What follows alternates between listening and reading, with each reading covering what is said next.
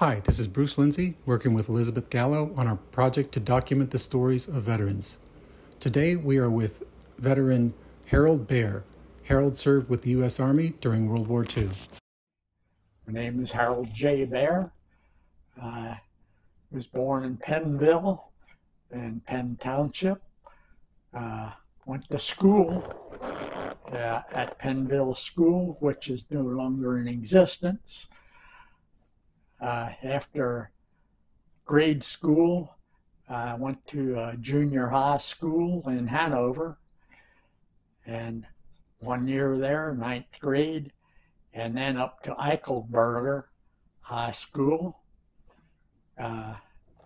Graduated in 45, and in June, and in July I turned 18, registered for the draft, and then I was working in a machine shop, Moment & Dixon, and they tried to get me 2 deferments, which I did not know about, which shoved me back a little. And then in the meantime, they kept putting out what my grade would be, 4A, and then they slated me to go somewhere in between there, and they erased that and gave me another date. Then they set it up for December, but they said that was during the holidays, so they put me back to January the 9th of 1946, which is when I entered the service. To enter the service, I had to go in and go to the Richard McAllister Hotel, and that's where we got our examination. Then we, if we passed our physical, they put us on a bus and sent us up to Indiantown Gap. At Indiantown Gap, they went through all our series of shots. After our series of shots, that night they put us on a train and sent us to Fort Meade.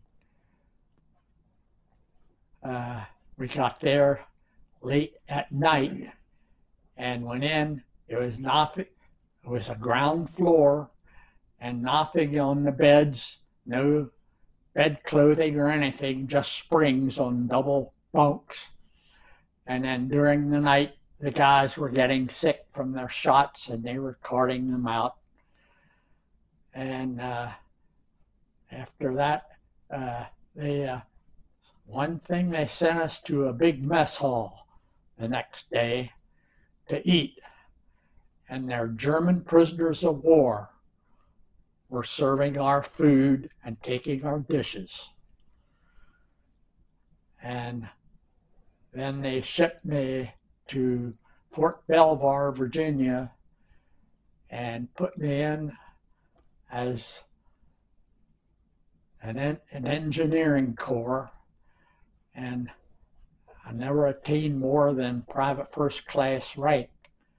When I went to one school, I was supposed to get a Tech 4 rating, but because they were bringing veterans back from overseas, they said they couldn't give me my Tech 4 rating because they already had too many. One other thing is when I finished my basic at Fort Belvoir, I went out to A.P. Hill, which is now under a new name. It's now Mary Walker. Then I went out there and finished my basic, came back to Belvoir, and they sent me to troop leadership school. And after I finished that, I went out and started drilling rookies as they'd come in, which I was supposed to wear corporal stripes, just acting corporal. And it happened that they were on their next to last week of training, so that following week I had to go back out to A.P. Hill with them. I came back and I was sent to pre-OCS, and My grades were fine, but when they found out I did not enroll in college, they wiped me off. So they sent me to a holding company, and then they sent me to a demolition school, and I became a demolition specialist with superior rating. And that's what I carried. 533 was my MOS number, and that's what I carried then. And I ended up moving a lot of different places in Virginia. We constructed bridges, we constructed roads, anything the engineers wanted done. How to put big bridges across a river or something, just by pushing it across from one end to the other. It was all big, heavy steel.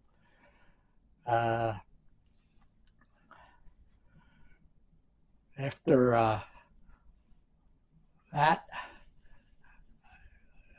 I'm trying to think what would be next.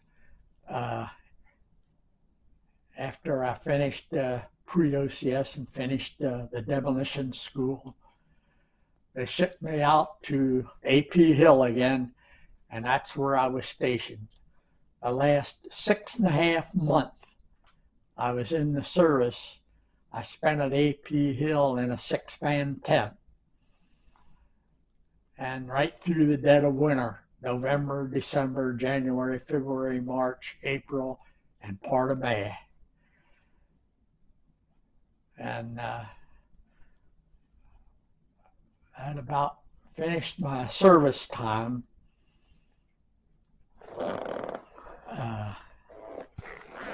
So what did you do after you got out of the service? After I got out of the service, I went back to work at the machine shop I had worked at, Moment and Dixon, but I wanted to do better, and I wanted to be a tool and die maker, and I quit there and went to work for Hanover Tool and Die, and I worked for them for 30-some years.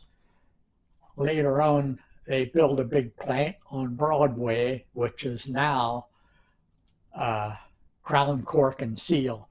At that time, it was HIMCO, Hanover Industrial Machine Company. And I became supervisor in there. And during the first several years there, I had another job offer as a supervisor in another machine shop called R&L in Hanover. So I went there for 1.5 years. But that was pretty tough. I did everything there. I ordered the steel. I'd even go and run a machine at night. And the guy that was general manager, he'd come in later in the day, but I'd go there early in the morning. And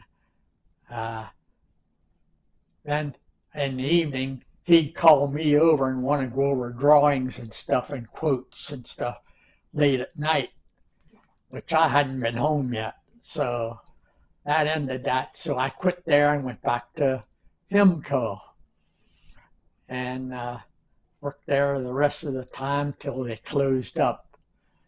And they had a lot of money problems because they weren't shipping the products that they were being paid for.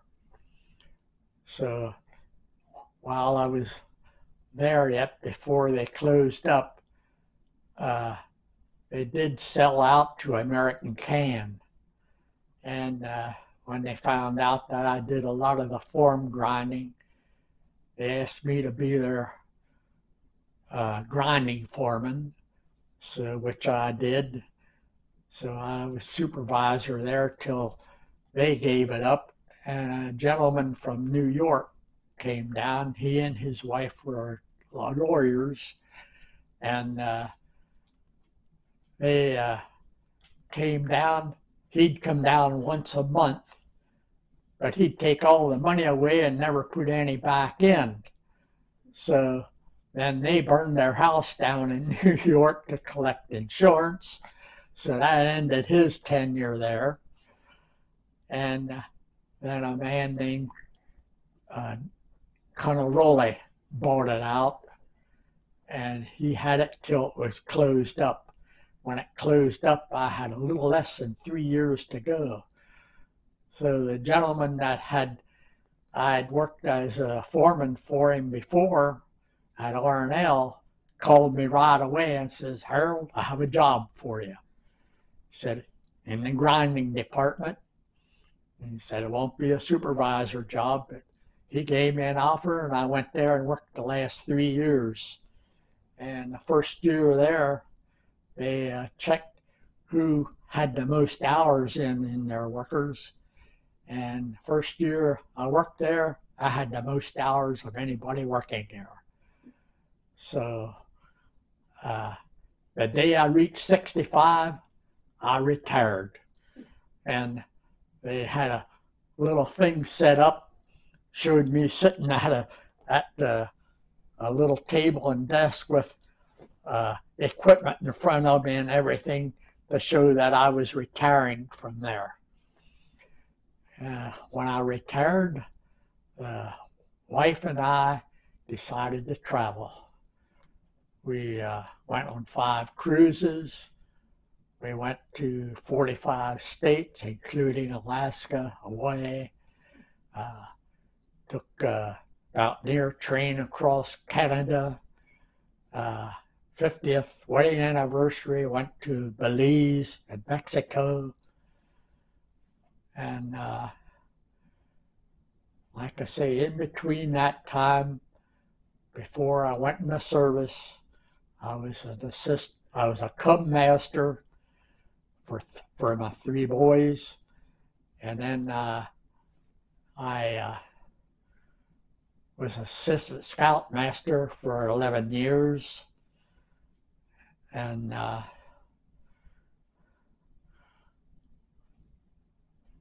loved to go hunting and fishing, and I did a lot of that. And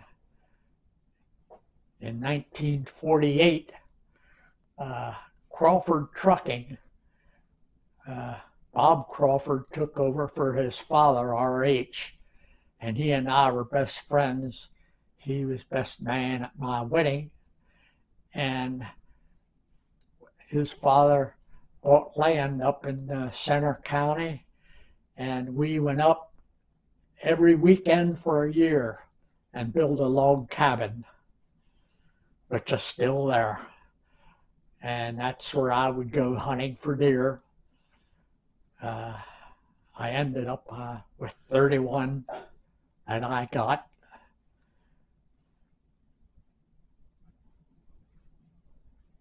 Trying to think of any. You mentioned the fire department and the American Legion.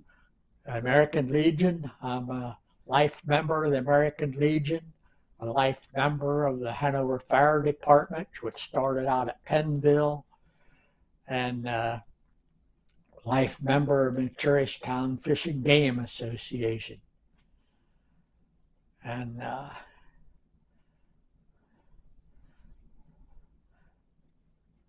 you ended up in quite a lot of positions where they made you a foreman, they made you a drill instructor. Do you think anything that you learned in the military gave you any characteristics, or you learned anything that you took into your civilian life? I think it did, because it gave me that confidence that I could do that, and because that's what I had to do. And also they asked me to help with the apprentices at HEMCO, so I would help instruct them. And there was one young man was had a wonderful set of tools and everything, but he was so slow, he was afraid to go ahead and do something. So I was forced to fire him. I fired him. It was something I had to do. And when I went to R&L and took that job, he was working there. Guess what? I had to fire him again. And guess what? I went back to HIMCO, and he came there and asked me to recommend him for a job there. So he didn't hold it against me. But it was something I learned to do, so. We also were talking earlier about what the mood was like when you heard about Pearl Harbor and what it was like during your teen years when the war was going on. Yeah, when I was a kid, when that happened, we would have drills that we'd have to hide under the desk. And the fire company, we would have drills. It would be blackouts at night, and they'd run messages from one area to another. And they even had ambulance set up, and in case something did happen, which at the time we didn't think it was going to happen here.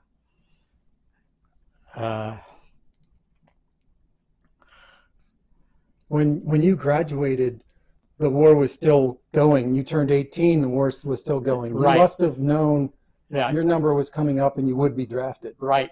I was 18 in July, and the war ended in August.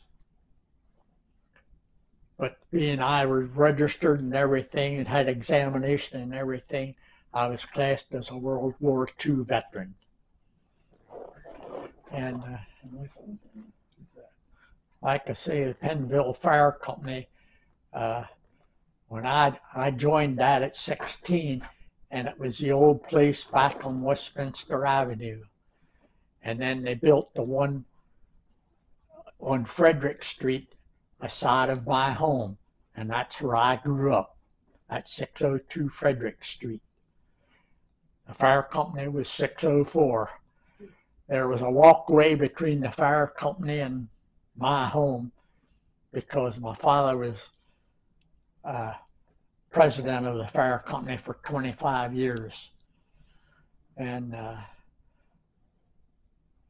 guy that was fire chief then took us young guys at 16 and took us back there and trained us, took us out to use the hose, the levers. And Were you in Boy Scouts as a kid? no, I wasn't. I wanted to, but never had the chance. And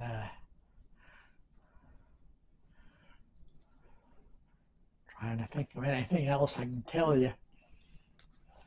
So I have a question about the younger generation. What would be some advice that you would give to the younger generation? We see your grandkids behind you, and obviously your three Yeah. boys. Yeah, I have had 4 kids, well, 3 sons and a daughter, 5 grandsons, and 2 great-grandsons and 2 great-granddaughters right now. So, but I have a very good family. They all keep checking on me. My daughter's an assistant pathologist down in Baltimore for 30 years at Baltimore Hospital. She contacts me all the time. So they keep tracking on me. But when I lived there in Pennville as a kid, I remember when they put the road in, that was a dirt road. And I remember when they put the sewer lines in and the water lines, because we didn't have them when I was a kid. Well, So